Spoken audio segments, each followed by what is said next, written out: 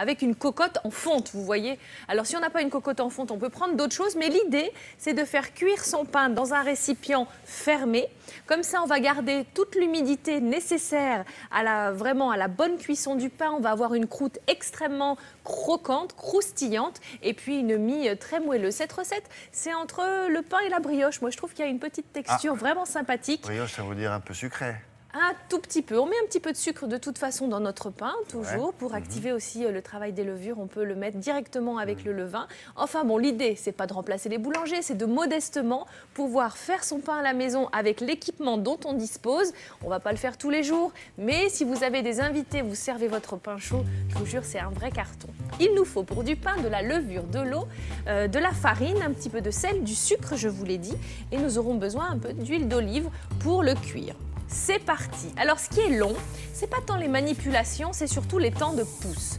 Là, c'est de la levure fraîche que je vais de pousse. Vous allez comprendre. Oui, pour que la pâte se développe. La levure fraîche à gauche, on va la travailler, la faire fondre avec un petit peu d'eau tiède. Et on va la laisser pousser un tout petit peu, enfin se développer, laisser les levures devenir actives, le temps de faire le mélange. Au robot, si vous êtes un petit peu feignassou, ou à la main, vous allez mélanger la farine. La farine, c'est 250 grammes avec du sel, une cuillère à café et demi, un peu de sucre, une cuillère à soupe, de l'huile d'olive et de l'eau.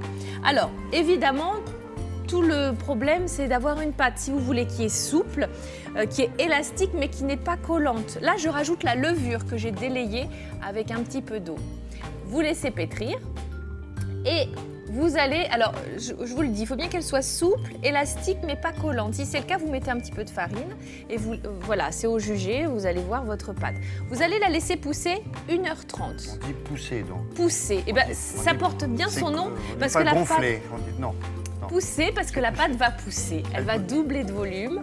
Et ensuite, vous allez voir, quand vous allez mettre la main, elle va vraiment se réduire d'un coup et vous allez la travailler sur le plan de travail avec un peu de farine et de nouveau la laisser pousser pendant 3 heures. Alors c'est ça qui est un petit peu long, mais sinon vous voyez en termes de manipulation, une fois qu'on a tout mélangé, c'est pas énorme. Vous voyez le volume qu'elle reprend et là on dit qu'on dégaze en fait parce que lorsqu'on la prend, on chasse le gaz qui s'est développé. Ça, le verbe me paraît tout à fait approprié. Dégazer, très bien.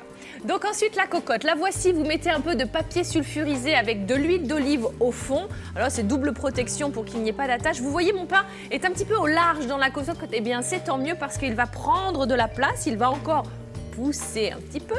Là, je vais rajouter un petit peu de lait, un petit peu de farine et on va faire des incisions, vous savez, pour avoir un joli dessin. Alors bon, le mieux, c'est une petite lame, mais si on n'a pas, avec un couteau, on arrive à faire des incisions.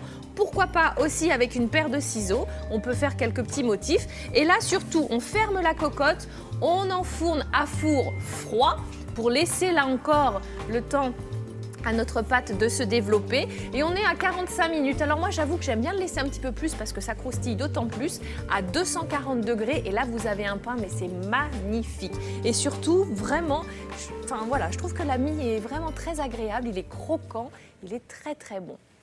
Et du coup, si vous n'avez pas de cocotte, vous pouvez tout à fait prendre un plat qui va au four, le fermer de façon plus ou moins hermétique, mais on va garder comme ceci l'humidité à l'intérieur. Parfois, vous voyez des recettes où on vous dit mettez un petit récipient d'eau dans le four, ça fera de la vapeur, etc. Là, c'est quand même vraiment plus simple. Et puis, c'est vraiment. Et on a combien de chances de le louper? J'allais vous le dire, c'est inratable. Il faut bien respecter les temps de pousse. Ça, c'est très important. D'accord. Mais sinon, une fois que vous avez tout mélangé... D'accord. Si vous avez la possibilité de nous rejoindre sur Internet, effectivement, sur le site de Télématin, vous avez les explications détaillées de Karine. Merci beaucoup. À demain. Oui, demain, on fera...